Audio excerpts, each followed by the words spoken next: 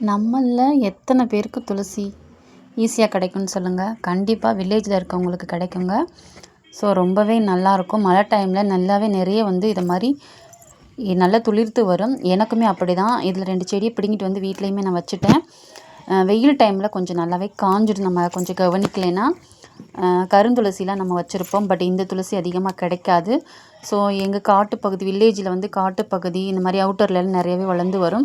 So நாங்கள் போயிட்டு இந்த சீசன் டைமில் கண்டிப்பாக கேரி பேக் நிறையா பிடிங்கிட்டு வந்து வச்சுப்போம். ஸோ டெய்லியுமே சுக்கு போட்டு பிளாக் டீயில் வச்சு குடிப்போம். டீலையும் நீங்கள் வச்சு குடிக்கலாம். இது கூட கற்பூரவள்ளி, இஞ்சி, மஞ்சள், மிளகெல்லாம் தட்டி போட்டு வச்சு டீயை கொதிக்க வச்சு சாப்பிட்டிங்கன்னா அவ்வளோ டேஸ்ட்டாக இருக்கும். பசங்களுக்கும் கொடுத்தீங்கன்னா சளியே பிடிக்காது. தொண்டைக்கு ரொம்பவே இதமாக இருக்கும். நெஞ்சு சளி பிடிக்காது. ஸோ நல்ல ஒரு மூலிகைன்னு பார்த்தீங்கன்னா இந்த டைமில் எல்லாருக்கும் கிடைக்கக்கூடிய துளசி. ஸோ வீட்டில் நான் 2 கன்று கொண்டு வந்து வச்சுருக்கேன். நல்லாவே வளர்ந்துட்டுருக்கு. அதேமாரி சீக்கிரமாகவே நான் வீடியோவில் போடுறேன்.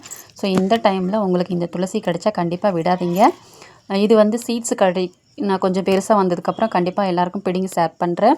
அந்த வீடியோ எப்படி இருக்குன்னு சொல்லுங்கள். இது மாதிரி உங்கள் வீட்டை சுற்றி நீங்கள் என்ன மூலிகை செடி பார்க்குறீங்க, நீங்கள் என்ன வச்சு வளர்த்துட்டு வரீங்கன்றதை கண்டிப்பாக வீடியோ பார்க்குறவங்க கமெண்ட் பண்ண மறக்காதீங்க.